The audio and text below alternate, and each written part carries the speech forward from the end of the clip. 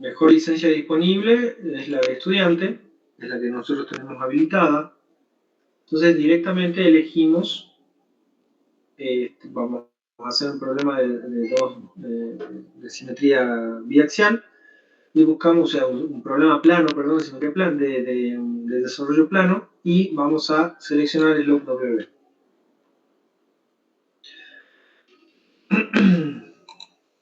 Una vez que lo seleccionamos, se abre una pantalla, es muy parecida a la pantalla del AutoCAD, es el mismo entorno de trabajo que el Sigma W, nada más que cambian algunas consideraciones en el diseño y demás cosas que tenemos que considerar. Ingeniero, disculpe. Sí. Se ve, no sé si a alguien más le pasa, pero se ve muy borroso, no se llega a leer lo que dice la pantalla. Sí, ingeniero, yo también veo bastante borroso. ¿Ven muy borroso? Bueno, entonces les pido que tengan un minutito de paciencia. Voy a reiniciar mi módem y me vuelvo a conectar.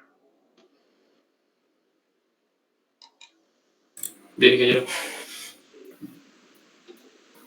¿Ven bien ahí? Bueno.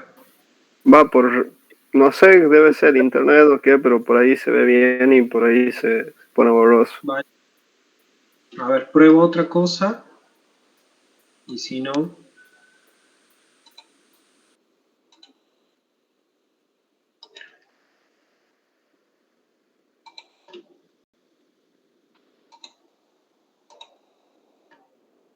Ahí.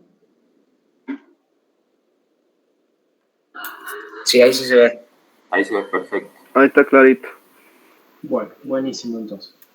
Bueno, les decía que nosotros estamos por analizar GeoStudio, la aplicación particular de Sigma W, perdón, de Slope W, que es para el análisis de estabilidad de taludes. ¿Alguno me puede explicar qué es lo que buscamos nosotros como ingenieros cuando estamos haciendo un análisis de estabilidad de taludes? ¿Qué es lo que hacemos? Buscar un factor de seguridad. Estamos buscando un factor de seguridad ante una eventual falla. ¿Está claro? ¿Y ese factor de seguridad cómo se consigue?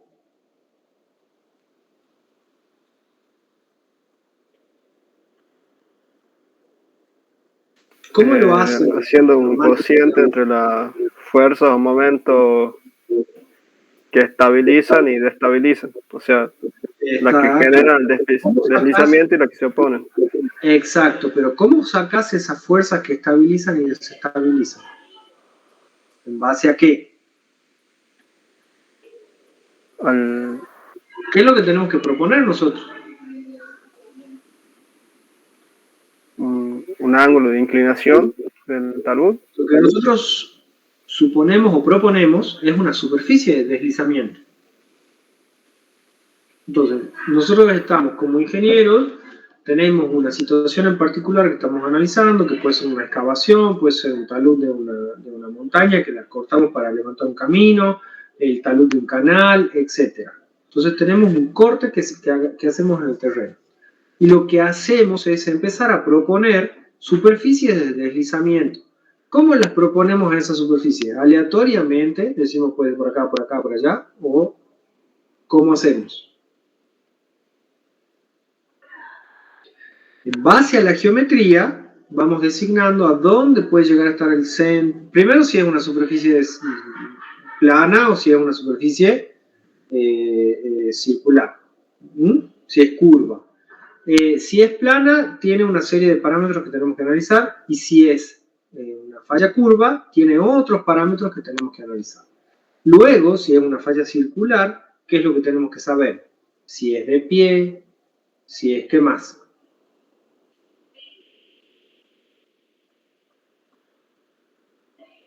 ¿Más o menos me están siguiendo el concepto?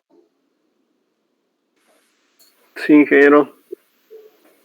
Bueno, en base a los parámetros que tiene el talud que yo estoy analizando, o sea, talud ya me está diciendo que es una superficie inclinada, puedo saber qué, o tratar de inferir qué tipo de superficie se puede llegar a generar.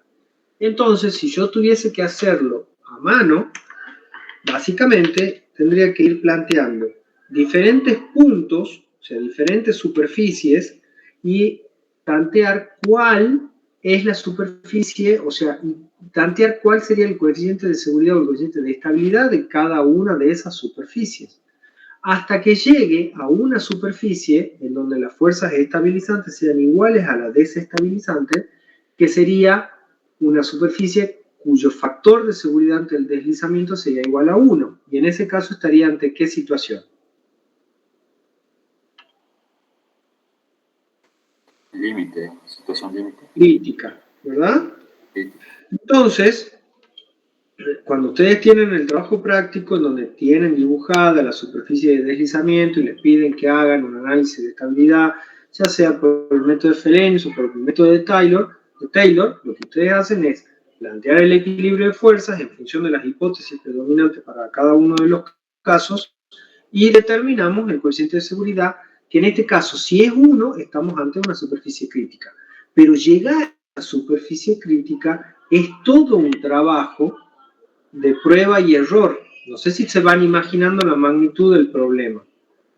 Nosotros tenemos que ir proponiendo la superficie y en función de lo que podamos llegar a proponer de superficie, se irán a generar diferentes espacios en donde tendremos que plantear las ecuaciones correspondientes y llegar a determinar cuál es el factor que existe entre las fuerzas estabilizantes y desestabilizantes.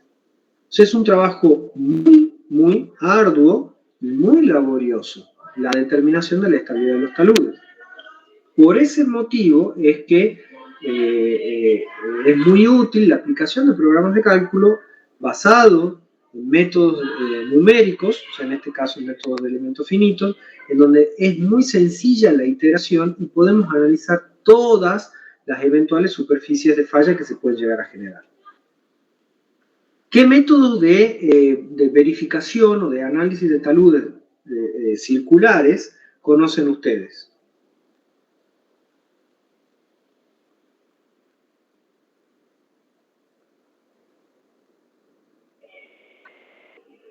Tienen que estudiar, chicos, ¿no? Porque si no, cuando vayan a la prueba final, todas estas preguntas se les va a hacer y si no las saben responder, o sea, no crean que tienen asegurada la promoción, ¿no? Les aclaro ya desde hoy. ¿Qué tipo de análisis de taludes conocen? ¿El de Taylor, ingeniero? El de Taylor. ¿Y cuál otro? ¿El de Terzaghi también? No. Superficie de deslizamiento circular. Hay dos métodos. No es el de Taylor es otro método.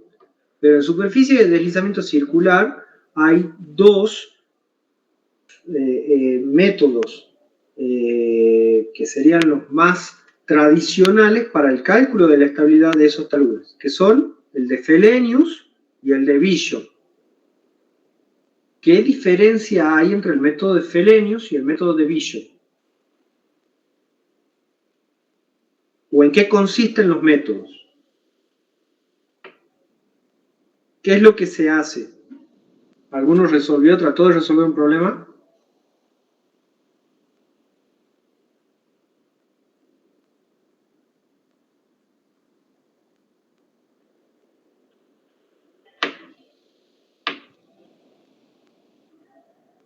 Tenemos definida la superficie de falla y ¿qué hacemos luego de definir la superficie de falla?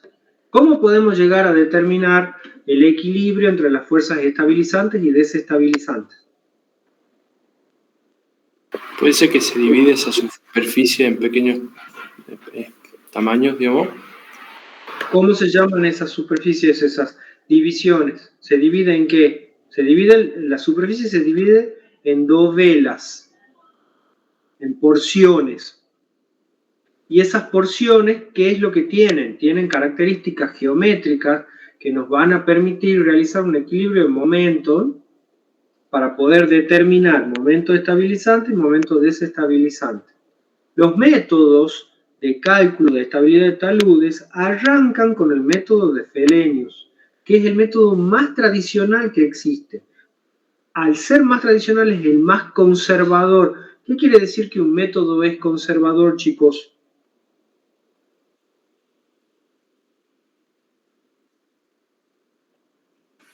Que tiene varias hipótesis. No. Que no tiene tantas simplificaciones. Que el método sea tradicional significa que tiene una serie de hipótesis y o simplificaciones que producen que los resultados obtenidos por este método sean como comparados con un método menos conservador, tengan resultados más desfavorables. ¿Me entienden? Entonces yo, en el método de Fellenius, lo que se hace es aplicar una serie de simplificaciones al cálculo que hace que los resultados sean menos favorables, o sea, tengamos un mayor coeficiente de seguridad involucrado en el cálculo. ¿Me siguen? ¿Siguen el concepto? Sí, claro. A medida que yo voy ingresando nuevas hipótesis o nuevas condiciones, lo que produzco es generar más incógnitas a resolver. Y al tener más incógnitas a resolver, lo que voy a producir es que los resultados sean un poco más representativos y menos conservadores. Entonces, a lo largo del tiempo, el proceso arrancó con el método de Fellenius y se fue mejorando, llegando a empezar a agregar hipótesis de cálculo. A medida que aumentaba la tecnología, era posible hacer esas resoluciones. Entonces se fue de alguna manera complicando, por decirlo de alguna forma, la metodología resolutiva del problema, porque las herramientas para poder abordarlos eran mejores. Entonces, el más conservador es Fellenius, un método ordinario que se le conoce. Luego de Fellenius apareció Bishop con otra hipótesis. Luego de Bishop apareció Jambu. Luego de Jambu, Morgenstern Price. Y así, en sucesivo, se fueron, a medida que se van investigando y va avanzando la investigación, se va mejorando en el método o se va actualizando el método de cálculo. Entonces, obviamente que a medida que vamos viendo, o sea, cada uno de los métodos que nosotros podamos llegar a aplicar, responde en mayor o menor medida a la complejidad del problema que nosotros tenemos. Entonces, por ahí hay algunos. ¿Se acuerdan cuando nosotros vimos la clase de Sigma W que yo les hablaba de modelos constitutivos? ¿O qué es lo que nosotros tratamos de hacer en los problemas cuando tratamos de resolver un programa? Es tratar de llevar el problema y tratar de modelarlo, o sea, representar las condiciones que tenemos en realidad, las condiciones que tenemos en el terreno, tratar de representarlas en la computadora como para que los resultados sean lo más representativos posible. Entonces, eso es lo mismo que pasa acá. A medida que va avanzando la posibilidad de resolución, se va haciendo más complicado, más complejo, o sea, aumenta la complejidad del método que estamos utilizando. Entonces, por favor, yo les pido, les doy un consejo, cuando llegue la evaluación final, estudien los métodos, sepan resolver, sepan responder estas preguntas, están a tiempo, no se queden vacíos, sepan de qué se trata, porque ha pasado muchas veces que chicos en condiciones de promover la exposición o el desarrollo que hicieron con el trabajo integrador era mediocre para abajo y los chicos quedaron regulares. Entonces no pierdan la posibilidad que tanto costó para que lleguemos a este lugar. ¿Está claro? Me parece que es una tontera, pero lo voy a preguntar igual. ¿Cuál es la hipótesis que diferencia el método de Fellenius del método de Bishop? ¿Alguno sabe? Que uno considera el empuje, que van a tener las dos velas a los costados. Claro, a ver, en la dovela, cuando yo saco un elemento, siempre que saco un elemento de un continuo, ¿qué pasa con ese elemento? Tengo fuerzas que al sacarla del continuo se desestabilizan. Entonces, En los métodos yo tengo que tener en cuenta el peso propio del material que estoy analizando y la interacción que se produce entre cada una de las dos velas, o sea, la fuerza de roce que yo voy a ir generando. Básicamente estamos hablando de una fuerza vertical y una fuerza horizontal. En el caso del método de Fellenius, la simplificación es decir que las fuerzas horizontales son iguales, pero de signo contrario entre dovela y dovela, de forma tal que la interacción que se produce entre cada una de ellas las anula y solamente se consideran las fuerzas verticales actuales. En el caso de Bishop, dice, no son iguales, son diferentes, entonces se tienen en cuenta las fuerzas horizontales. A medida que va avanzando el método, se van considerando nuevas hipótesis que hacen más compleja la resolución, pero a la vez nos acerca un poquito más a la realidad. Una vez que hemos hecho este breve repaso, ¿en qué consiste la utilización de este programa? En tratar de determinar cómo sería el comportamiento del talud en un programa computacional y ver qué resultados nos va a arrojar con los diferentes métodos que tenemos para el análisis.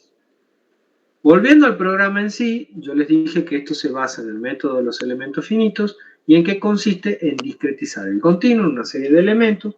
Adentro de ese elemento tenemos una resolución dentro de ese elemento que es de fácil obtención y que depende básicamente del modelo constitutivo del terreno que estemos analizando. En un problema de estabilidad de taludes se produce un deslizamiento. Si yo produzco un deslizamiento, ¿cuál sería el modelo constitutivo asociado al deslizamiento en el caso de los suelos?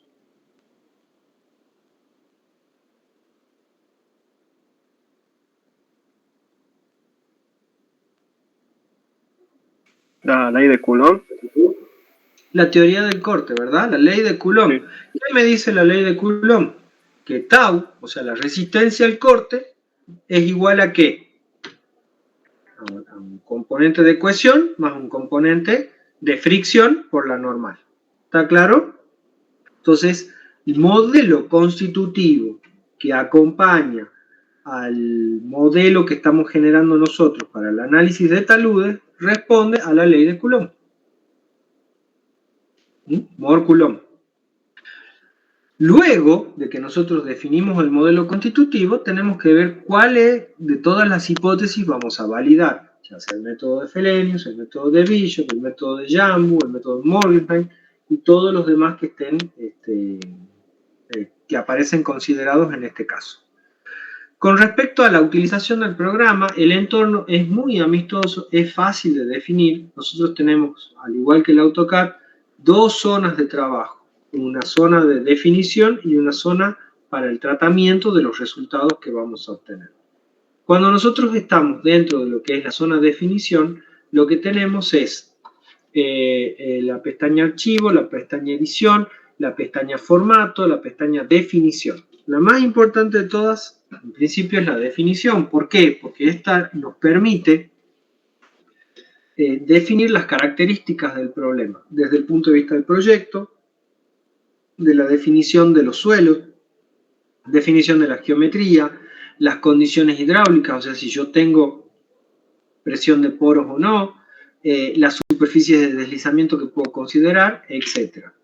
Luego tenemos la pestaña dibujo, en donde vamos a poder cargar y asignar toda la geometría que estemos considerando en nuestro caso en particular. Y bueno, tenemos la pestaña boceto, que nos ayuda a dibujar, la pestaña modificar, también en el mismo sentido que a los fines que nosotros tenemos de curso en este momento, o sea, son más bien anecdóticas y no nos vamos a detener en eso. Lo primero que vamos a hacer es definir el análisis estudio. Entonces vamos a definir proyecto. Nos fijamos que esté todo, o sea, todo viene por defecto, pero verificamos que esté todo más o menos en condiciones a lo que nosotros buscamos. Entonces, fíjense, el nombre del análisis, le vamos a poner ejemplo 1. no tenemos ningún precedente. Precedente quiere decir si nosotros venimos analizando el mismo modelo a través de las diferentes plataformas de análisis que nos ofrece el GeoStudio, podemos tomar el modelo precedente de alguno de esos otros archivos y trabajar sobre eso. Fíjense que acá me habla del tipo de análisis. Acá tengo Spencer, Bishop, Jambu, ordinario, esfuerzo con signo W, con Quake W o la deformación por Newman. Entonces, primero vamos a considerar el efecto ordinario. Me pregunta si voy a tener agua o no. Depende del problema que esté analizando. Le ponemos que no tenemos agua. Luego, algo importante que nos olvidamos de hacer, que yo me olvidé de hacer, es definir las condiciones, las unidades de trabajo. Entonces, nosotros vamos a trabajar en unidades métricas y en A4.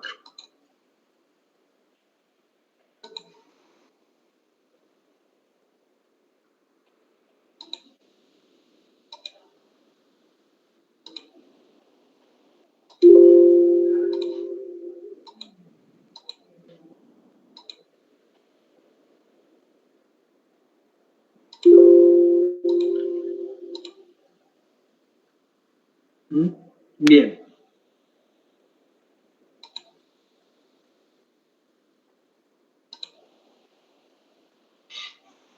Ya tengo definida mi unidad de trabajo. Fíjense que me define el peso unitario del agua en 9,81. Luego tengo que definir la superficie de deslizamiento. Eso también depende. Yo, antes de iniciar el estudio por medio de una plataforma de diseño como esta, tengo que tener un boceto de cuál es el análisis que voy a hacer. Entonces acá me pregunta, ¿cómo se mueve? ¿Se mueve de izquierda a derecha o se mueve de derecha a izquierda o quiero utilizar el modo pasivo? Nosotros en realidad lo que hacemos es definir cómo va a ser el deslizamiento. Si se va a mover de izquierda a derecha o se va a mover de derecha a izquierda. Entonces, bueno, dejamos el efecto que se mueva de izquierda a derecha. Y luego me dice cómo va a ser la opción de la superficie de deslizamiento, de entrada o salida, o podemos poner grilla y radio. Entonces, primero vamos a trabajar con el método de entrada y salida.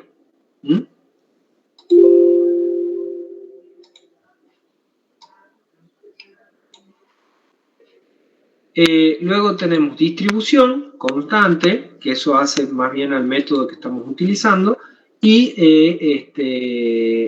bueno, y acá en avanzado me aparecen la cantidad de dovelas que van a tomar y las convergencias hasta llegar a un factor de seguridad que me dice que vamos a hacer hasta un máximo de 100 iteraciones y que la diferencia tolerable en los diferentes factores de seguridad que voy a considerar es de 0,01. Entonces ya estoy diciendo que a mi superficie la voy a dividir en 30 porciones. Y que además de dividirla en 30 porciones, voy a iterar 100 veces y voy a definir diferentes superficies de deslizamiento con una tolerancia de 0,001 entre un factor de seguridad y el otro. Una vez que yo ya tengo definido eso, definido el proyecto, puedo definir las escalas, que acá me dice una escala de referencia 1 en 200 y una escala en vertical 1 en 1. Puedo definir las regiones y los puntos. Entonces, y los materiales. Vamos a definir los materiales, es igual a lo que hicimos con el sigma W. Agregamos, ponemos dos materiales si quieren, material 1, amarillo. Me pide modelo constitutivo, obviamente que les dije que estamos analizando Mol-Coulomb. El otro modelo constitutivo hace a la mecánica de rocas, que sería un lecho rocoso, pero no lo vamos a considerar. Como peso unitario le vamos a poner 20 kN por metro cúbico y de cohesión le vamos a poner 1 y de ángulo de fricción le vamos a poner 18. O sea, estamos hablando de un suelo más bien arcilloso. Después vamos a agregar otro material. Le vamos a poner 2, modelo constitutivo Mol-Coulomb.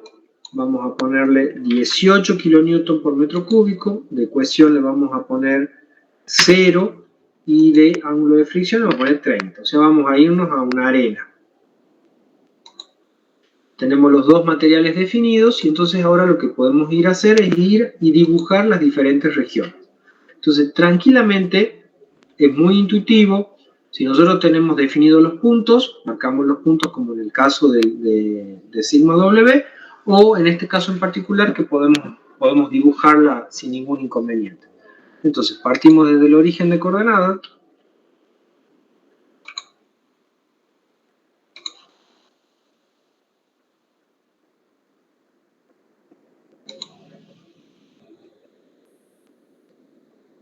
Habíamos dicho que la superficie de deslizamiento sería de izquierda a derecha, entonces tenemos que tener en cuenta esa opción.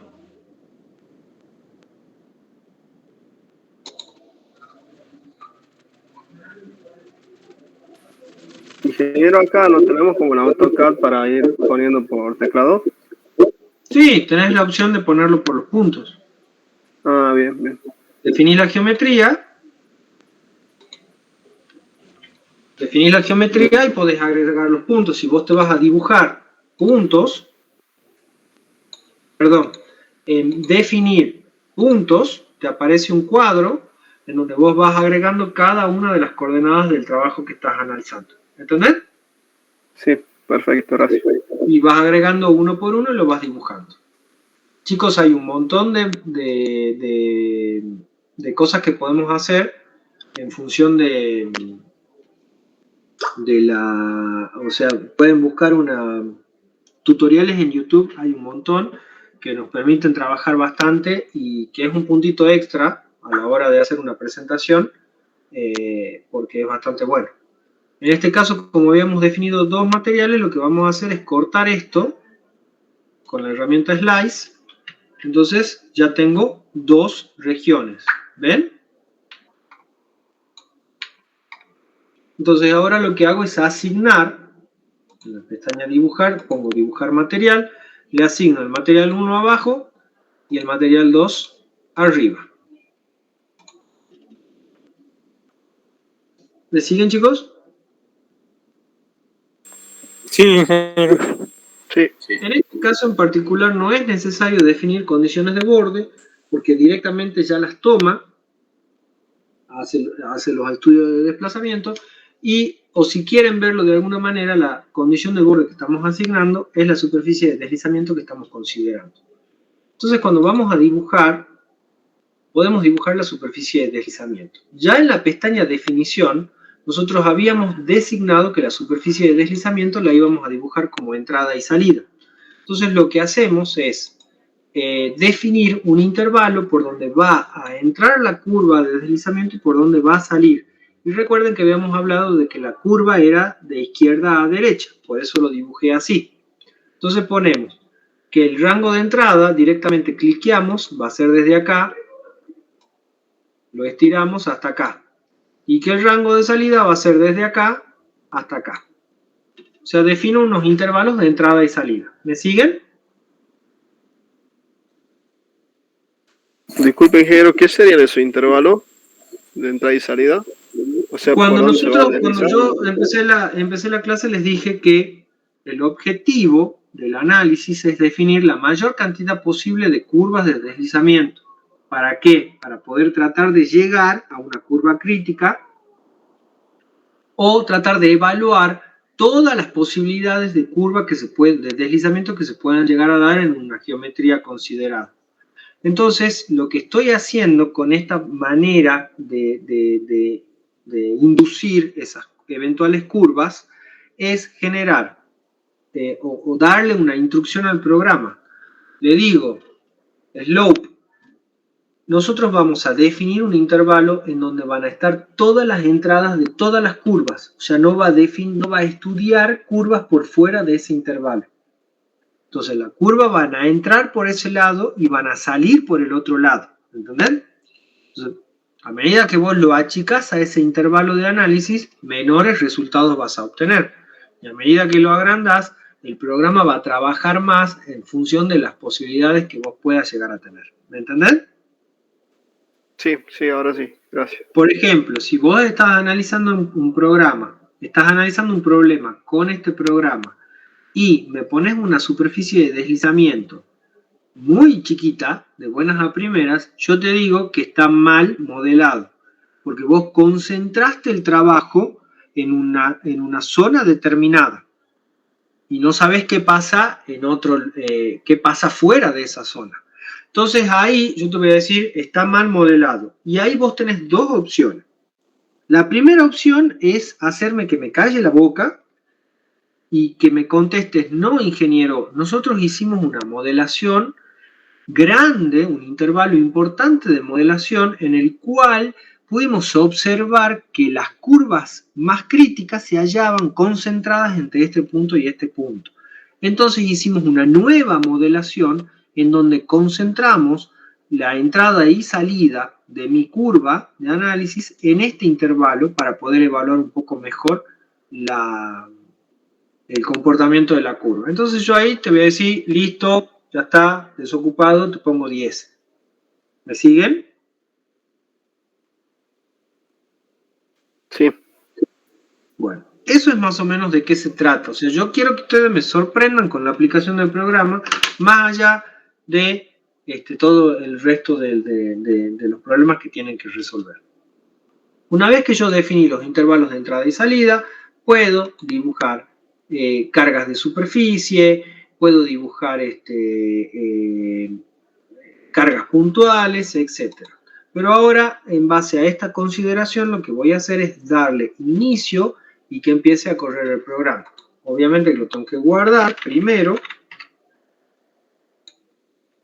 Una vez que yo lo guardé, empieza a correr. Fíjense que acá me figuran, obviamente que estamos hablando de un programa un problema simple, sumado al hecho de que yo tengo disco sólido, entonces ni siquiera lo piensa mucho, ahí nomás lo empieza a resolver. Fíjense qué factor de seguridad me está dando.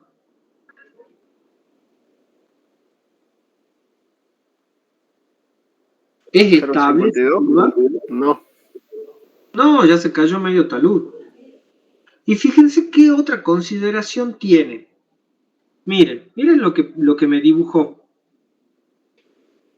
Con respecto a la salida, bueno, está más o menos a la mitad de salida y aproximadamente es como si fuese un círculo de pie. Fíjense, ¿ven? Y con respecto a la entrada, ¿qué pueden concluir ustedes?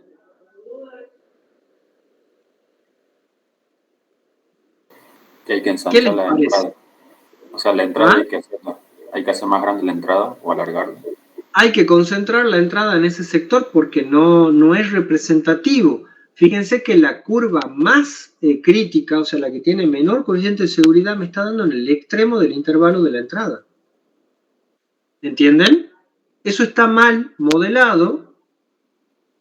O sea, no es que está mal modelado. No puedo decir que tenga un resultado concluyente con esta modelación. Lo que sí puedo hacer es decir, en base a esta modelación, observo que la superficie crítica me da en el extremo correspondiente al intervalo de entrada. Por ende, me permite concluir que el intervalo de entrada tiene que ser más grande. Entonces, ¿por qué? Porque la superficie me da en la punta. Yo no sé qué sucede hacia acá. ¿Me siguen? Ya de por sí es inestable. Entonces, fíjense que acá me genera un montón de curvas. Me generó 384 curvas. Está tildado como que la autoselección que manda el programa sea la crítica, o sea, me va a marcar siempre el menor coeficiente de seguridad.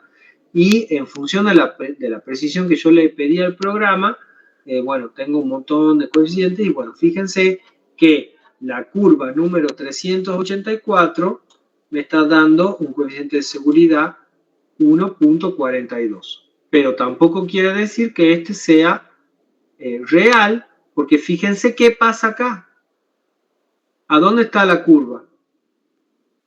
Está dando en el punto, en el extremo del intervalo de entrada, y termina en el intervalo, o sea, termina justo donde yo digo que está el intervalo de salida.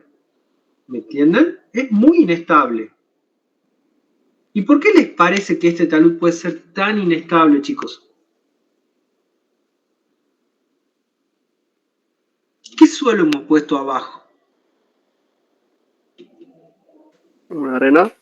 ¿O no, una arcilla? Una arcilla. Una arcilla hemos puesto abajo. Una arcilla más o menos medio un limo sería, porque la cohesión era bastante baja. ¿Y arriba qué hemos puesto? Arena. Arena. Arena bastante fea. Entonces, ¿va a ser estable? ¿Ustedes creen que esto sería estable en la realidad? No. No.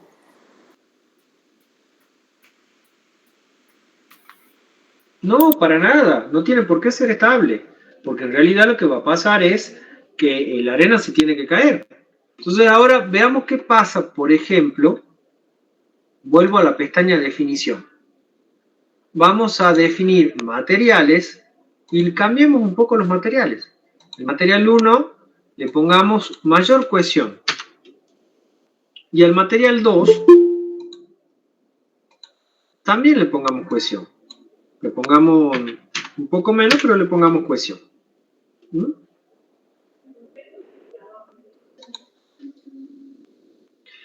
Y volvamos a ver qué pasa cuando lo corremos al programa. Fíjense, estamos en la autoselección crítica. Tengo un coeficiente 1, perdón. En este caso, me mejora un poco la condición crítica, me aumenta el coeficiente de seguridad, pero aún así sigue siendo inestable. ¿Cómo podríamos hacer que esto sea más estable? ¿Qué se les ocurre? Aumentar la inclinación. Aumentar la inclinación, obviamente. En la medida que yo aumente la inclinación, va a ir aumentando el coeficiente de seguridad. Entonces, si yo veo que el suelo 1 tiene un ángulo de fricción de 30 grados, si yo pongo una inclinación aproximadamente igual al ángulo de fricción, mi suelo seguramente va a ser estable. Por la misma definición del ángulo de fricción, ¿me entienden? Entonces, una de las alternativas, si yo tengo el problema y puedo tener la libertad de modificar esa geometría, es decir, no, me voy a ir con un ángulo de talud un poco más tendido y voy a ir modificando el comportamiento de ese suelo. O lo que puedo hacer también, otra alternativa, si yo no puedo modificar la geometría del problema, es decir, voy a modificar el suelo. ¿Cómo va a modificar el suelo, ingeniero? ¿Cómo se les ocurre a ustedes que yo puedo modificar este suelo arenoso de acá arriba? Excavando. ¿Y haciendo qué? O también se lo puede compactar. Sí, lo puedes compactar, pero no te olvides que es una arena. Muy difícil compactar una arena.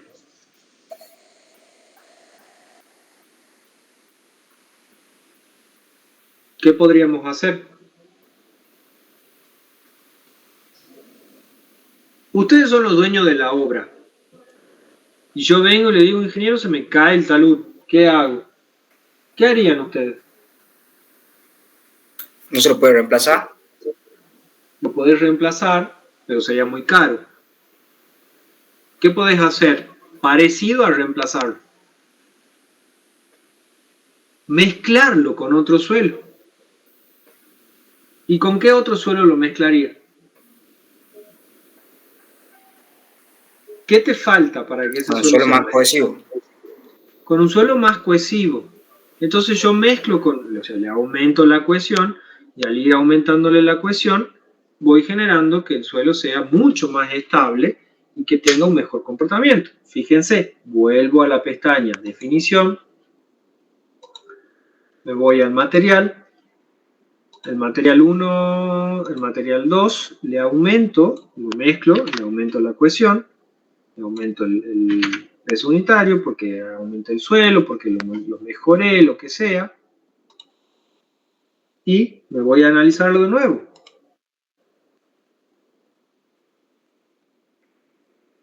No mejoró mucho, pero mejoró. Entonces, ahí veo que lo que tengo que hacer, fíjense que ya el corte acá abajo se me va un poco más al talón. Entonces lo que tengo que hacer, al pie, perdón, lo que tengo que hacer es agarrar y empezar a modificar un poco la geometría, porque no me cierra. Entonces, la opción es hacer un corte, una berma, modificar geometría, empezar a trabajar y aplicar la imaginación como para obtener mejores resultados. ¿Estamos? Obviamente que después, dentro de todo lo que estamos analizando, estamos en la pestaña de resultados, ustedes pueden obtener diferentes informaciones. Por ejemplo, acá voy a analizar la dovela, o sea, cada elemento en particular. Entonces, toco una dovela, al tocarla, me aparece el análisis de la dovela, en donde fíjense que solamente tengo actuando una fuerza horizontal, una fuerza vertical. ¿Por qué sería eso?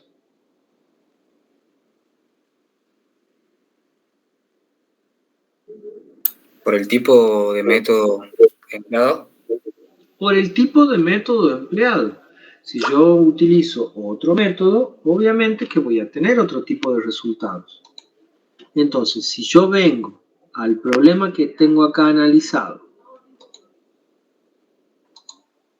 y lo clono,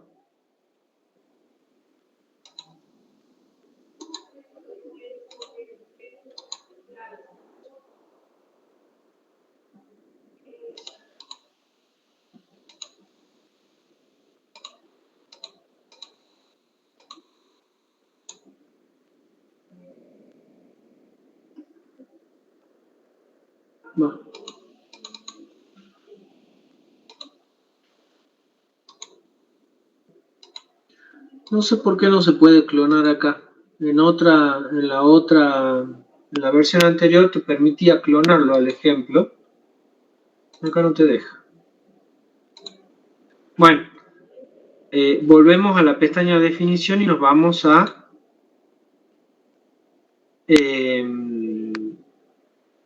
proyecto. Y en proyecto elegimos el método de Morgan Enterprise. Analizamos. Y acá fíjense, no sé si ustedes tomaron nota de cuál era la superficie o cuál era el coeficiente de seguridad en la superficie crítica con el otro método. ¿Se acuerdan? Creo que era mayor a 1, puede ser. No. Era 0,65. Es el mismo problema, no hicimos ninguna modificación, lo único que hicimos es cambiar el método. Y fíjense qué pasa con el coeficiente de seguridad. ¿Qué pasó? ¿Aumentó? ¿Entienden? ¿Por qué? Porque el método es menos representativo. O sea, no está tan del lado de la seguridad como el método de Felenius. Y eso, en la vida profesional, chicos, se traduce en más plata. ¿Entienden? Un método más conservador, o sea, que me da resultados más desfavorables, como en el caso del método de Felenius, implican que yo tengo que hacer más obra y por lo tanto es más cara la solución. Si yo voy avanzando con la aplicación de los métodos, en este caso el coeficiente de seguridad es mayor. Igual se me cae toda la estructura porque el suelo es una porquería y no me sirve, pero el resultado es más, está dentro del lado de la seguridad. Perdón, no está, lo mismo se cae, pero me refiero a que es más grande el factor que existe frente al otro método de análisis. ¿Entienden? Y si yo vengo acá y quiero analizar una dovela, fíjense, elijo la misma dovela que recién, y fíjense cuántas cargas tengo actuando en la dovela. ¿Las ven? Sí, ingeniero.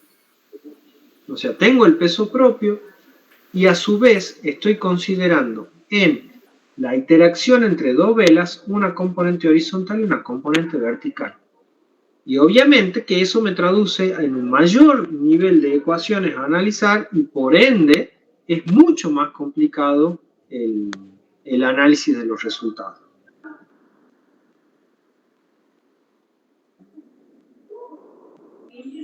¿Más o menos claro, chicos? Sí, Sí, ingeniero. Sí, ingeniero.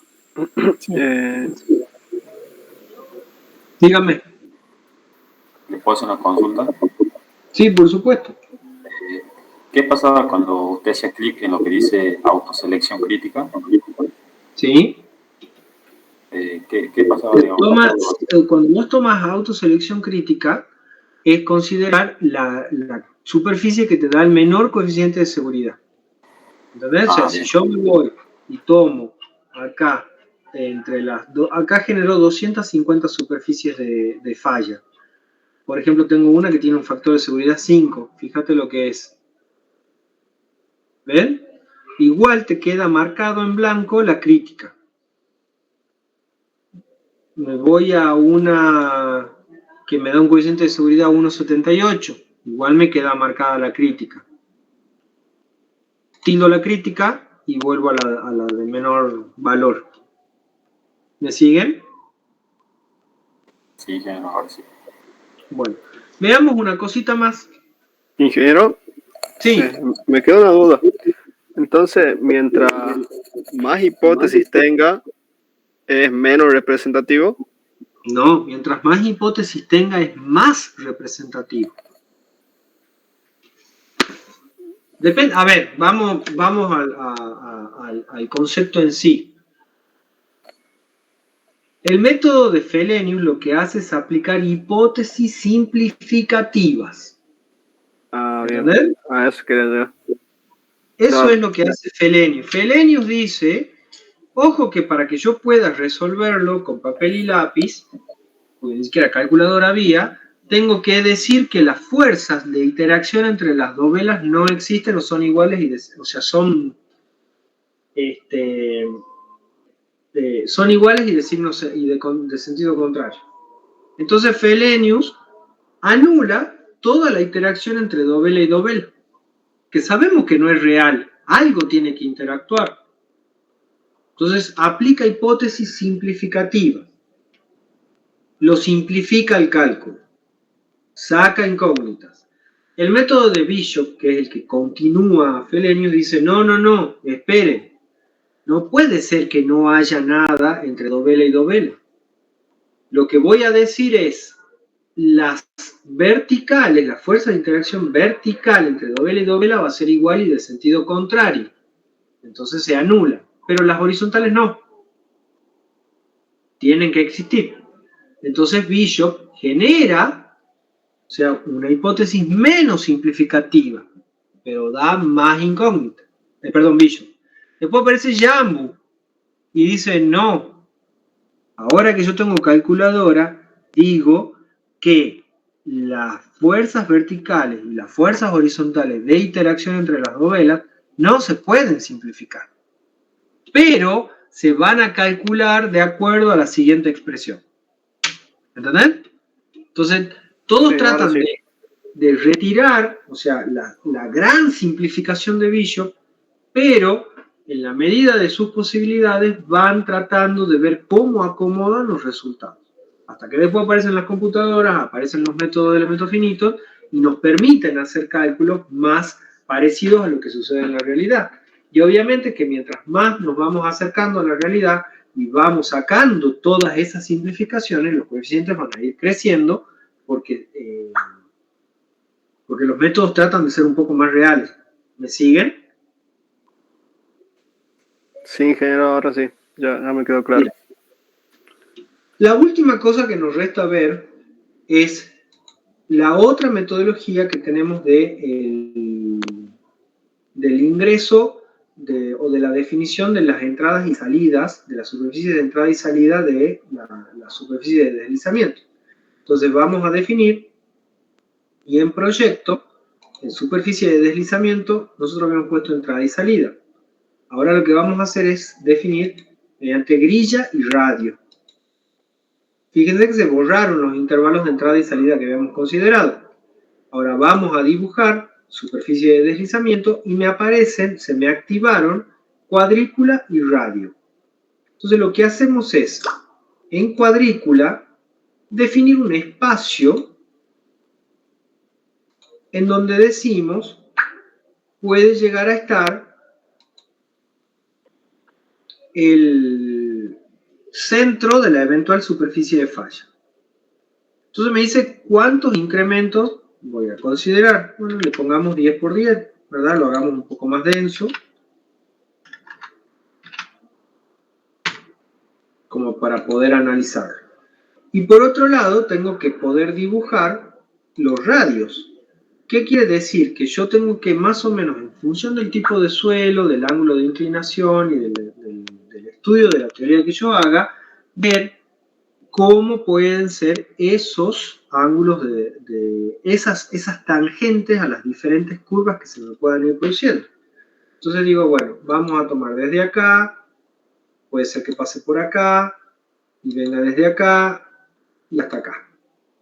Entonces me dice, ¿cuántos radios puede llegar a ver? Pongámosle que haya 6 radios. Entonces me definió un montón de tangentes. Directamente le doy correr al programa y fíjense lo que sucedió. Tengo la autoselección crítica y me está definiendo que el centro de la curva va a estar en este punto. Acá me grafica cómo va a ir variando la curva en función de cómo me voy alejando de la cuadrícula que definí. Y que la curva en principio va a ser tangente a este radio que marqué acá. ¿Me entienden? Cambia el diseño del círculo que estoy planteando, pero es una forma de analizar la curva que analicé, que obtuve recién con el método de entrada y salida, y tal vez es un poco más preciso porque me va a permitir concentrarme en los lugares en donde yo, o sea, puedo aplicar un poco más de teoría, más de razonamiento. ¿Me siguen? O sea, yo puedo tratar de inferir cómo va a ser la inclinación de la curva, cómo puede llegar a ser la tangente, hasta dónde puede llegar. Por ejemplo, si yo sé que acá tengo una roca o tengo un estrato más duro que el otro. Depende mucho del análisis de la teoría, del estudio de la teoría y del ojo del profesional para la determinación de las eventuales superficies de deslizamiento. ¿Me siguen, chicos? Sí, que no. Bueno, ya con esto vimos todo lo que es al uso del programa. Yo lo que les propongo es que ustedes me digan un día de la semana que viene, puede ser el lunes si quieren, no tengo problema. Después, si es otro día aparte del lunes, sí, nos tenemos que poner de acuerdo para que, si a ustedes les parece y quieren, les doy la posibilidad de que me muestren el modelado y las conclusiones que van sacando de cada uno de sus proyectos, para que yo les pueda dar tips, datos y cosas que tienen que decir en la evaluación final, como para que no queden en ascuas si surge alguna pregunta o alguna consideración del diseño y que les puede llegar a servir bastante en la valoración final. Si están de acuerdo, lo organizamos.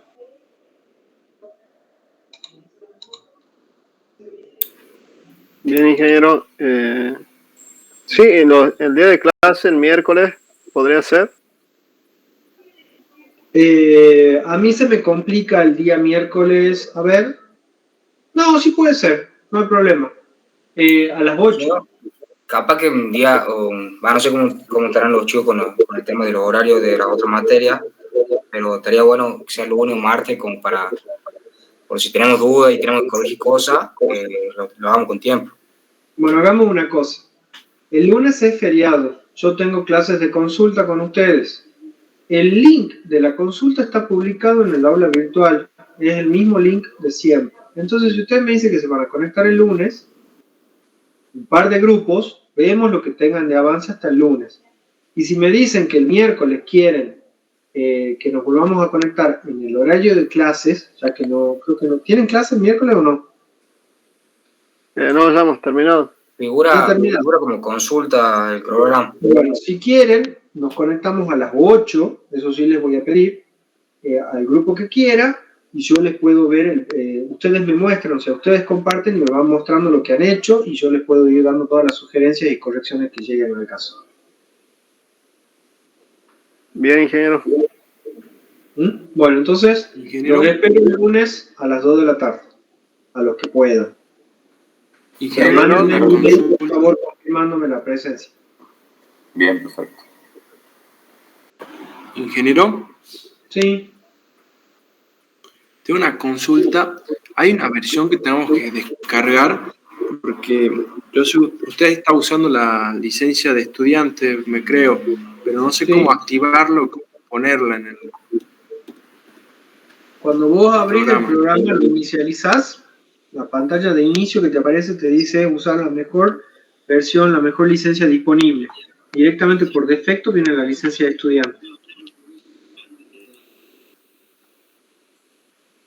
¿A eso Ya te voy a ver, referís? porque sí, me entraba una versión que me pedía licencia para hacer todo y no se me carga, No, capaz no, que he no. descargado mal. Tenés que activar, antes de inicializar el programa, o sea, antes de elegir la opción sigma W, perdón, la opción slot W, tenés que activar la licencia estudiante, en la parte de arriba. Mirá. A ver, ya te digo.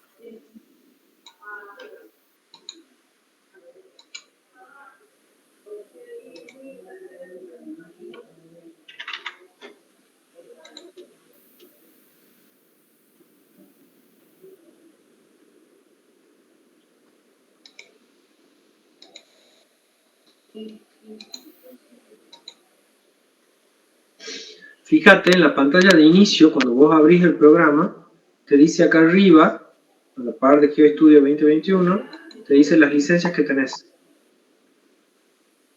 Completa, básica, y te aparece la de estudiante. Entonces vos habilitas licencia de estudiante, antes de arrancar con el programa.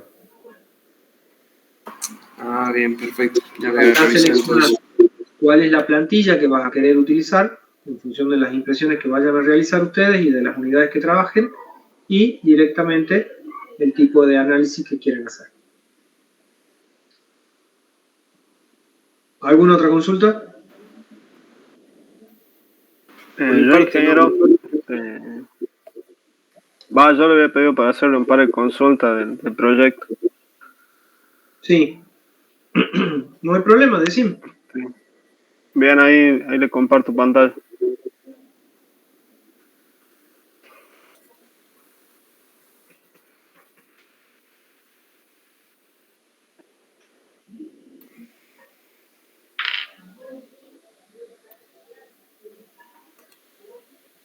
Es sobre el tema de muro de contención. No sé si hay problema con eso. No, no, no.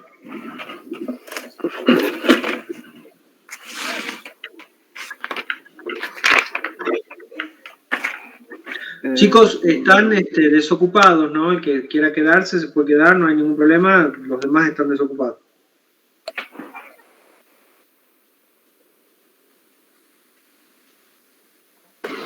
Perfecto, hasta luego, ingeniero. Hasta luego. Dale, comparte, ingeniero, no pasa que se me está cargando el Excel. No hay problema.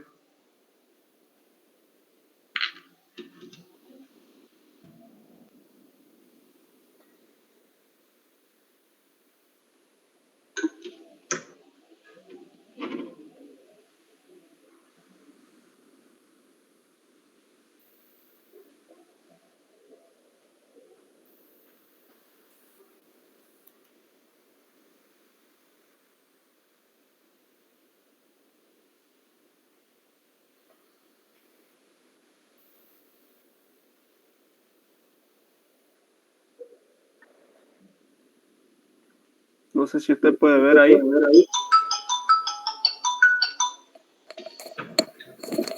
Sí. Bueno, nosotros lo que teníamos duda era sobre la determinación de la carga Q esta debido al rodillo, la distancia a la que consideramos. Nosotros lo que hicimos es ¿Cuál es la hipótesis significativa que tenés ahí? ¿Qué es lo que te dice el programa? ¿Que tenés un camino? No, pasa que acá está el muro de contención, ¿verdad? Y está el relleno que va a ser compactado. Sí. Y bueno, nosotros consideramos la carga del rodillo que le ejerce al relleno. Y en base a eso calculamos el empuje. ¿Va a ser con un rodillo? ¿Cómo? ¿La compactación va a ser con un rodillo? Sí. ¿Pero te dice eso el problema, perdón? No nos han dicho literalmente que hagamos eso, pero nosotros... Nos explicó un poco el ingeniero que se puede hacer con eso y nos pasó imágenes y la carga de los rodillos también. Bien, bueno.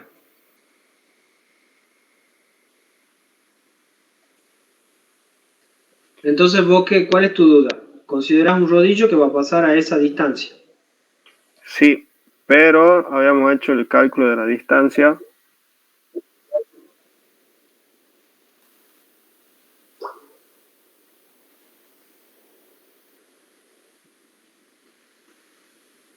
¿Dónde está? Bien, acá con esto, para determinar esta distancia X, nosotros lo que hacíamos era considerar el factor 0,4. Uh-huh. Y en base a eso despejábamos la distancia X, que me da 2,8 metros. Sí. No sé si está bien eso. Porque hemos considerado este valor porque era el mínimo de la tabla. ¿De cuál tabla, perdón? Esta que está acá. Coeficiente de presión, está bien. Yo al principio había hecho la consideración de que la carga estaba 1 metro, pero cuando yo hacía el X, lo que pasa es que imagínate la situación. Ese muro lo vas a ir... A ver, hay muchas hipótesis o muchas consideraciones que puedes tener en cuenta a la hora de evaluar la estabilidad de ese muro. No sé qué altura tiene. Nosotros hemos considerado 7 metros. Bueno, en general lo que puede suceder dos cosas. Una es que al muro lo levantes. O sea, vos tenés que anotar esas hipótesis y decirlas. Vas a construir los 7 metros de muro. ¿Entendés? Sí. Bueno. Después de que construiste los 7 metros de muro, vas a proceder con el relleno. Pero para que el relleno sea debidamente compactado, vos no podés empezar desde arriba con el relleno, sino desde abajo a compactarlo. Claro. En capas. ¿Me entendés? Sí. Entonces vos vas a decir, voy a empezar a levantar capas de relleno, y en la medida que voy levantando capas de relleno, voy generando la compactación del muro. Entonces vas a tener varias situaciones de carga en las cuales vas a ir considerando esa compactación. Salvo que vos me digas, no, mi hipótesis de cálculo, por tal y tal motivo, que es lo que va a terminar sucediendo en la realidad, es que yo voy a levantar el muro completo, sí o sí. Por más de que tenga que armar toneladas de andamiaje para poder llegar y llenarlo, porque vos imagínate que 7 metros es un edificio prácticamente.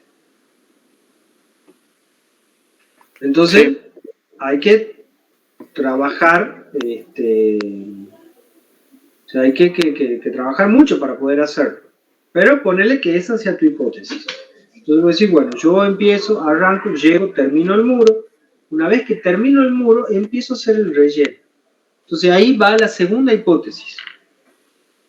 Si a mí me dice la obra en particular que yo tengo que rellenar y compactar en capas porque me pide una resistencia Proctor o una medición Proctor correspondiente al T180 o lo que sea, no sé si ustedes ya lo vieron. Sí, sabemos eso. Entonces yo tengo que tratar de acomodarme a lo que me dice el pliego en ese caso y tratar de modelar o de analizar el problema en tal caso. Entonces tu carga va a ir aplicada en diferentes niveles. ¿Me seguí? Sí. que lo podés decir. Y vos podés decir, pero nosotros consideramos que la situación más desfavorable es cuando estemos arriba. Bien. ¿Entendés? Y ahí simplificas más y me decís, bueno, la situación más desfavorable va a ser que yo estoy arriba y que el rodillo me pasa por el coronamiento del muro. Claro. Si el rodillo te pasa por el coronamiento del muro, ya tenés definido a dónde va a ir tu carga puntual aplicada. Bien, ahora sí. Ingeniero, pero ahí, disculpe, yo tengo una duda ahí, si yo lo considero que que pasa por el coronamiento del muro sería una carga, o sea, en el muro, digamos. No, o sea, no. Me refiero a que va a pasar pegado al coronamiento del muro. Bien. Pero a lo que voy, chicos, es que ustedes van a poner las hipótesis. Ustedes me van a decir a mí, ¿por qué? O sea, yo no te voy a decir que esté bien o que esté mal. Yo lo que te voy a preguntar es, ¿por qué lo haces así? ¿Por qué pensás que va a ser así? ¿Entendés? Porque lo que nosotros hacemos como ingenieros es tratar de imaginarnos cómo se va a hacer la obra y en función de cómo nos imaginamos vamos a dar la receta y le vamos a decir al tipo, usted tiene que hacer capas de 1 metro de altura y pasar el rodillo lo más pegado al muro posible. ¿Entendés? O tengo que decirle, no, usted no puede hacer capas tan altas o no me puede pasar con el rodillo a la punta del muro. Pero ustedes son los que dan las hipótesis. Entonces, yo no puedo decirle que esté bien o que esté mal, lo que sí puedo decirles es preguntarles por qué llegan a esa conclusión. Y ustedes me van a justificar. Yo puedo estar de acuerdo o no, pero eso no quiere decir que esté bien o esté mal. ¿Me siguen? Sí, ingeniero. Ingeniero. Después el resto es la aplicación del formulerío, pero la definición de la hipótesis o de la situación que estamos analizando depende de las consideraciones que ustedes toman. Bien. Ingeniero, una consulta. Sí. También estaba resolviendo lo mismo y me pasaba que yo había considerado, por ejemplo, que el rodillo se movía de forma paralela al muro, pegada lo más cercano al muro. Y consideraba que la carga Q estaba a una distancia que era la mitad del rodillo. Pero me pasaba después que esa distancia era muy corta y al sacar la relación M no tenía un factor para entrar a la tabla. Ajá. Entonces ahí se me ocurrió que yo podía hacer la hipótesis, como decir, para yo poder usar este procedimiento de cálculo, que el rodillo vaya hasta una cierta distancia, tal que tenga un factor con el que yo pueda entrar a la tabla. Analicemos de nuevo la realidad. Ustedes van a pasar por el rodillo con varias posiciones. ¿Entendés? Sí. No es por una sola. Son varias franjas. Entonces vos podrías decirme, analizo la mínima posibilidad o sea, en función de la tabla, la mínima distancia, que sería a 1 metro del ancho, por decirte de alguna forma, a 1 metro del coronamiento. Después veo qué pasa cuando estoy a 2 metros del coronamiento y qué pasa cuando estoy a 3 metros del coronamiento. Esa sería la realidad. El rodillo va a ir y va a volver en diferentes posiciones hasta que terminemos de compactar. Y ustedes ahí van a concluir cuál es la condición más desfavorable. Cuando estemos a un lado, cuando estemos en el medio o cuando estemos en el extremo. Ingeniero, ahí tengo una duda. En las especificaciones que nos daban del rodillo, solamente nos daban la carga estática. O sea, es como si el rodillo está... Es como que la máquina está parada ahí, digamos, solamente. No está funcionando. Sí. Y bueno, nosotros hemos calculado la Q en ese caso, digamos. Como si la máquina se hubiese parado ahí. Está bien. El movimiento del rodillo es muy lento. Muy lento. Entonces vos puedes considerar... ¿Por eso es estático? Claro, aparte no te voy a dar dinámica en este punto. O sea, si no te vas a tener que poner a estudiar dinámica y no mecánica de suelo. Ah, bien, bien. Otra duda que tenía, ingeniero, era... Perdón, Sí. Otra cosa que pueden hacer ustedes es decir, ojo, voy a considerar que voy a rellenar en 3 capas, ponele, dentro de los 7 metros voy a hacer 3 pasadas de rodillo y en función de eso también hacer un análisis de estabilidad del muro, ¿no? Es un punto a favor también, o decir que lo han hecho a ese análisis y al hacerlo a ese análisis sacaron como conclusión tal cosa. No mostrar todo el estudio, pero sí decir que lo han tenido en cuenta y cuál fue la conclusión. No se olviden de las conclusiones dentro de lo que es el proceso porque eso suma muchos puntos.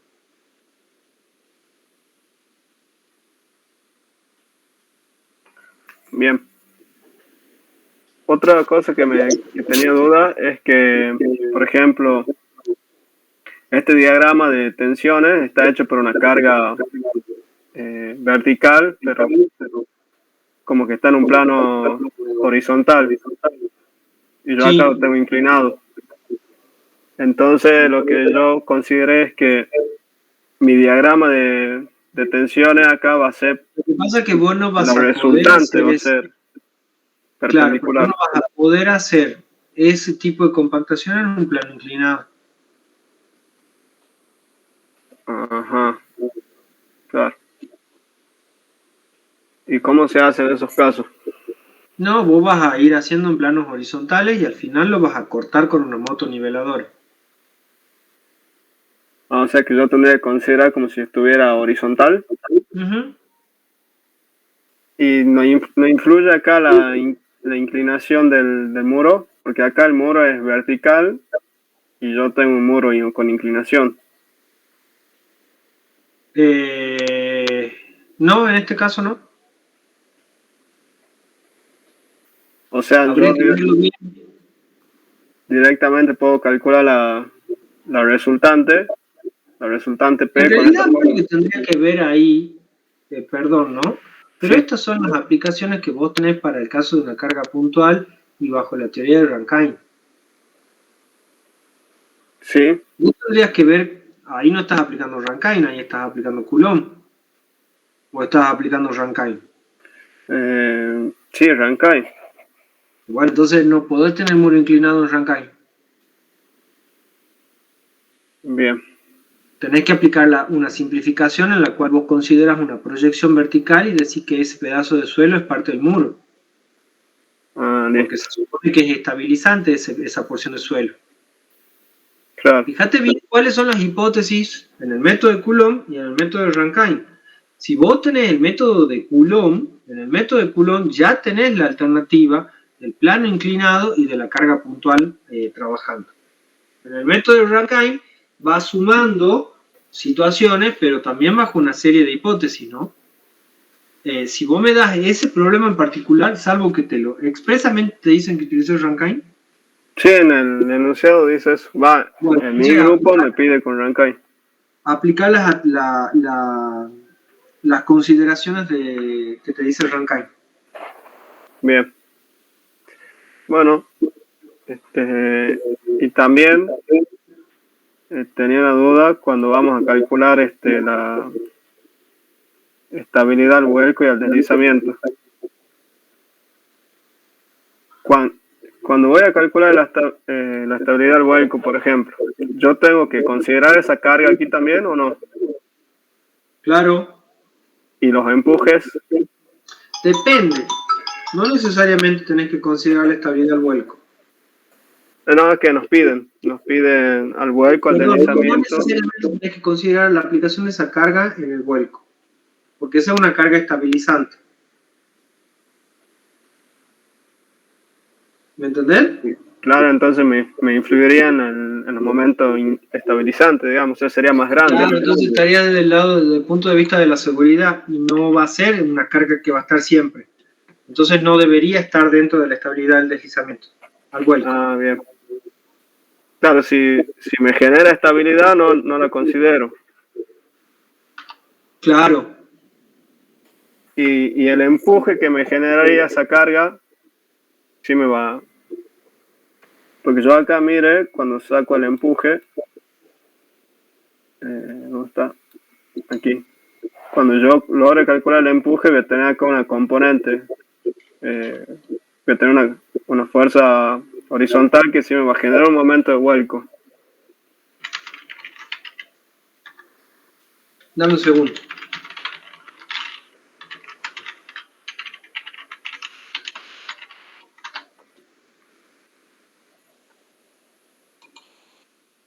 ¿Cómo? Perdón. ¿Me repetís un poquito? Que cuando yo saque el empuje del relleno debido a esa carga, sí me va a generar una componente horizontal acá que me produzca vuelco. Entonces eso sí la considero. No. Yo te pregunto lo siguiente. La carga del rodillo no es una carga puntual permanente. No. Es una situación particular. Entonces vos lo que tendrías que hacer ahí es lo siguiente. Cuando analizas el coeficiente de seguridad para tu situación en particular, no la consideres a la carga del rodillo, salvo que te digan que ahí tenés un camino. O sea, ahí sí. Pero si no tenés un camino y solamente estás evaluando la compactación, vos lo que vas a hacer es dividir el análisis en dos partes y vas a sacar un coeficiente de seguridad que va a ser del no sé cuánto te pide, si es 2,5 o 2, para la situación sin la carga de rodillo. ¿Estamos? Sí. Y aparte vas a hacer otro análisis en donde vas a sacar el coeficiente de seguridad que tiene el muro cuando está pasando el rodillo. ¿Me entendés? Sí. Entonces vos, ¿qué vas a decir? Cuando yo estoy en un proceso de compactación, el coeficiente de seguridad del muro que estoy analizando tiene un valor de 1,5, de 1,25, de 1,010, ponele, pero siempre es mayor que 1, o sea, es estable. Bien. Pero es a corto plazo, o sea, es algo que va a ser muy puntual. Cuando yo ya terminé de hacer el trabajo, me fui a la casa, el coeficiente de seguridad con el que queda el muro es de 2,5. Claro. ¿Entendés? Sí. Ese sería el análisis adecuado. Porque si no estás haciendo, vas a sobredimensionar el muro para una condición que no es permanente. Distinto es si vos tuvieses un camino arriba del muro, en donde sí vas a tener tránsito y en donde sí tenés que considerar la aplanadora constante. Bien, entonces, bueno, en el deslizamiento sería lo mismo. Claro.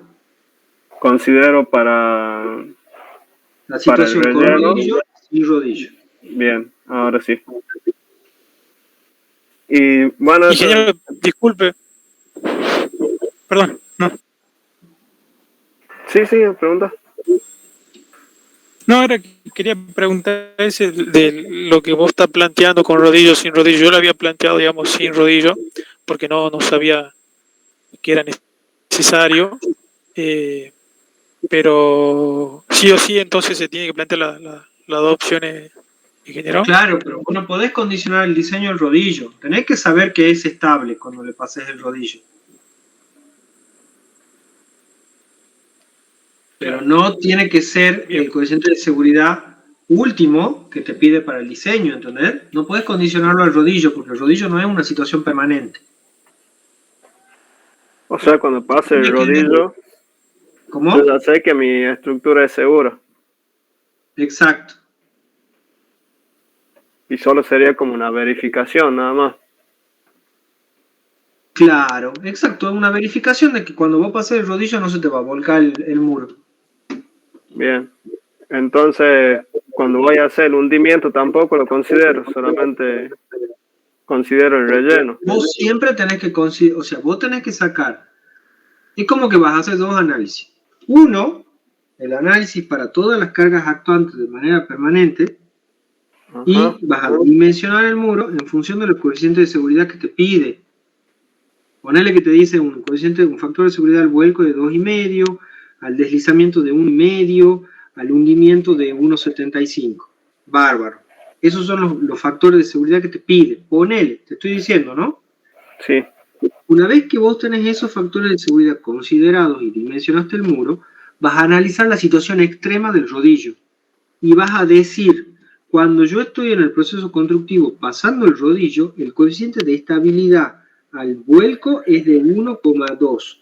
El coeficiente de seguridad al deslizamiento es 1,1 y el coeficiente de seguridad al hundimiento es 1,05. Entonces yo, ¿qué voy a decir?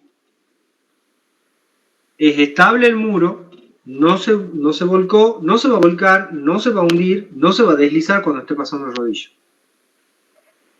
Cuando yo no esté pasando el rodillo, el coeficiente de seguridad son los que están pedidos en las condiciones de diseño. Bien.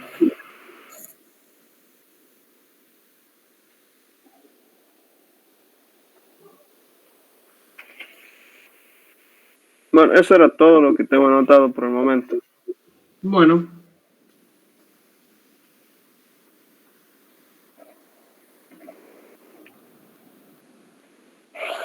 Antes que se vaya, ingeniero, entonces sí. Acá hago la condición, acá simplifico diciendo que está el muro vertical, o sea, como que esto fuera parte del muro. Vos tenés que aplicar las hipótesis de Rankine. Listo, ahora sí. Bien. Entonces, eso es lo que vos tenés que decir. Si a vos tu problema te pide que analices el muro bajo las condiciones de Rankine, aplica y explica cuáles son las condiciones de Rankine. ¿Entendés? Sí, listo. Bien. Bueno, dejo de compartir. Bueno.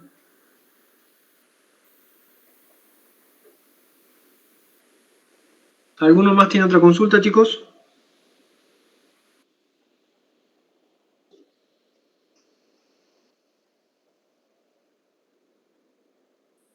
Ingeniero, disculpe, yo tengo una duda. Cuando vamos a considerar la carga del rodillo, ¿qué valor le tomamos? Y eso depende del rodillo que estés considerando. Porque con mi grupo habíamos considerado 9 toneladas. ¿En base a qué? En los valores que nos dieron la cátedra. Decía que era de 8 a 10 toneladas. Bueno, entonces vos considerás 9, ¿está bien? Bueno, gracias. De nada. Ingeniero, ya le muestro una consulta. Queda una fórmula. Sí. Ya le muestro.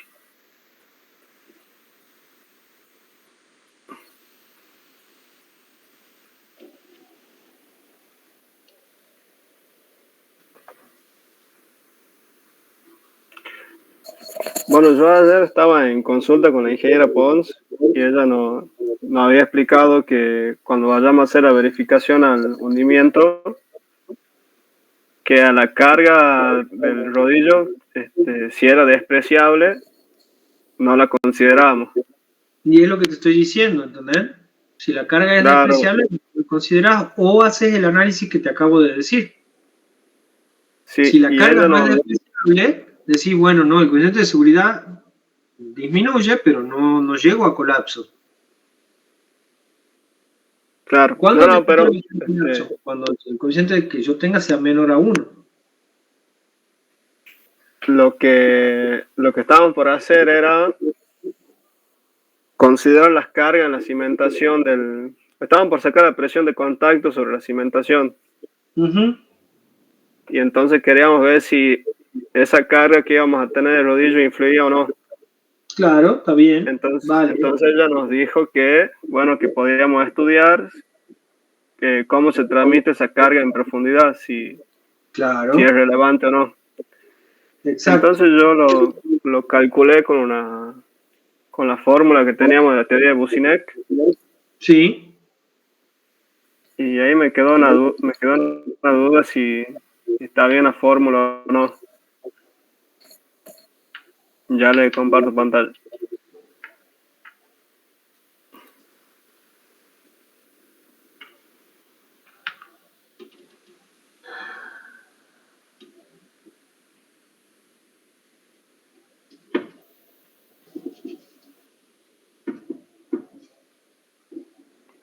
Esta es la primera fórmula. Cuando yo tengo una carga puntual y quiero estudiar cómo se transmite en profundidad. Sí. Puede ser que acá es z cuadrado y no z solo.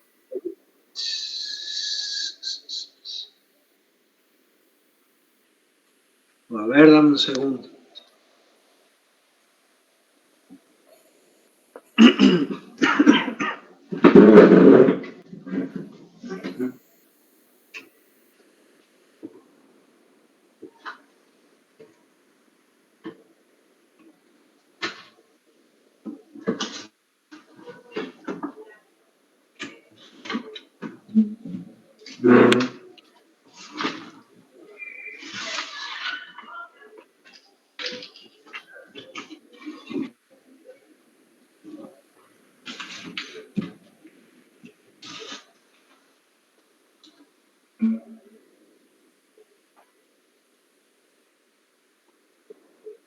Estoy buscando mi libro.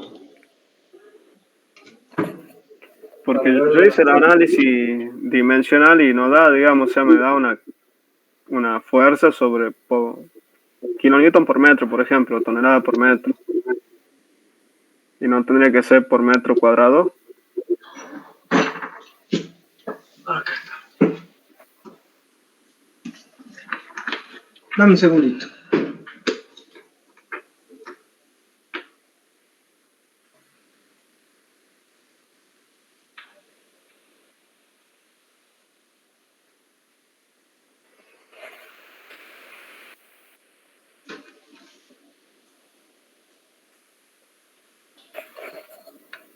La expresión... ¿cómo era la expresión que tenés vos?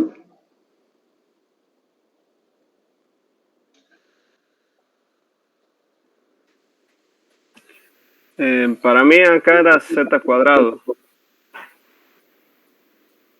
Sí, es z cuadrado.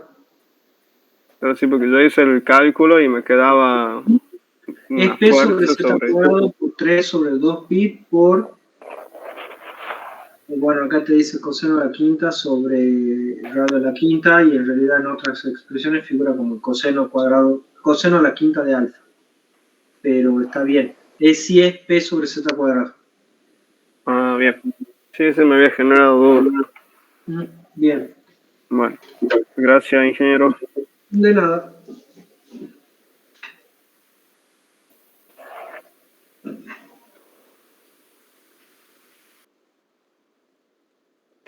Bueno, de mi parte eso es todo por hoy, ingeniero. Muchas gracias. De nada, que andes bien. Bueno, chicos, si no tienen Ingeniero, ningún ¿puedo hacer una otro... consulta súper rápida? Sí, por favor. Es de un valor de dato que no sé si no está y hay que adoptarlo. A ver, ¿puedo presentar un segundo pantalla? Sí, por favor.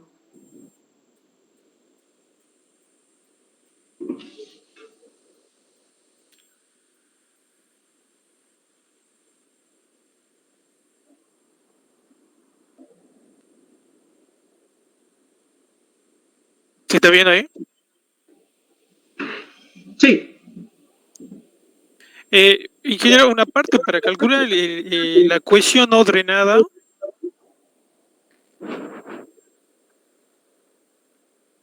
Por ejemplo, del suelo que a mí me tocó, a nosotros no nos dan, digamos, el dato es. Después me fui a la tablita que compartió Eddie, donde están algunos de los casos, ¿verdad? Y bueno, en mi caso, digamos... ¿Tenés un suelo cohesivo? No lo vi bien, pero me parece que vos tenés todo un suelo granular, ¿no? Fíjate que te dice, suelo, ¿vos sos el primero, el de arriba? No, el tercero. Ah, Vargas y... Claro, pero ese es el relleno. Pero te dice suelo granular grueso sin finos. ¿Y para qué necesitas la cohesión no drenada? Y para cuando yo calculaba ay, a ver, no me sale el nombre ahora, el empuje activo. ¿Y el empuje activo lo vas a hacer con el relleno? No el empuje activo. No me acuerdo el nombre ahora. La capacidad El de carga. NS, ahí está. Ah, vos estás haciendo el cálculo de la estabilidad del talud. Claro, sí, no me salió el nombre. Y ahí necesito, digamos, involucrar la cohesión no drenada. Bueno, en mi caso.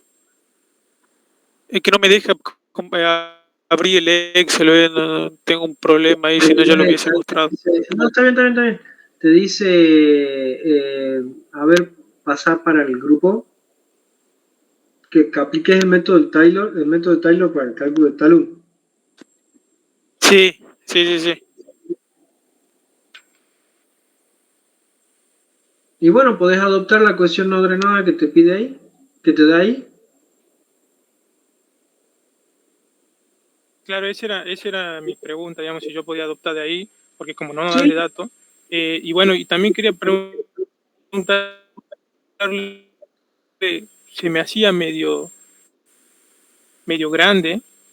A ver, no sé si acá no hay quien está acá. Supuestamente a nosotros nos dan grupo 3, 24, el ángulo de roce y la cohesión 1. Y bueno, y viéndolo, porque no le encontraba en el cuadrito exactamente al suelo que nos tocó, pero decía que era arcilla limoso. Entonces nosotros consideramos que iba a ser, en base a esos datos que teníamos, más o menos podía ser esto. A ver, mostrame el tipo de suelo que tenés.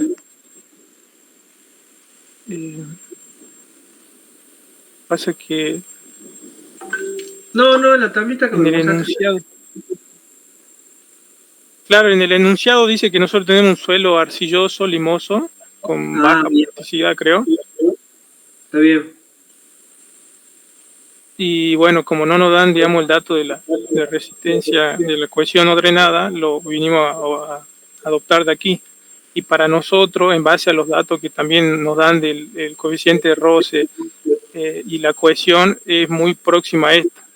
O sea, nosotros es 24, y bueno, nosotros tomamos esta. Y bueno, entonces, si yo adopto este valor, de la cohesión no drenada,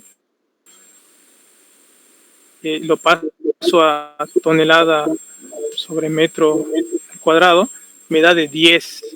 Y para nosotros eso era como, consideramos que era medio grande. Bueno, pero es lo que vale.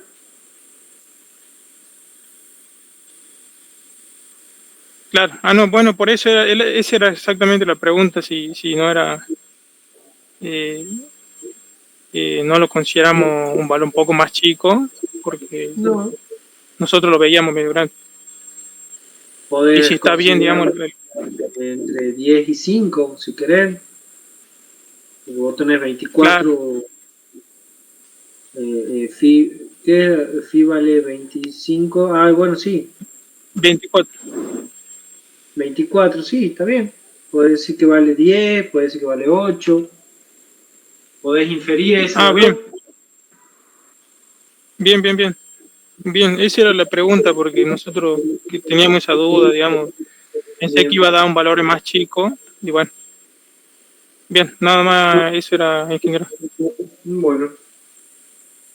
Muchas gracias. De nada.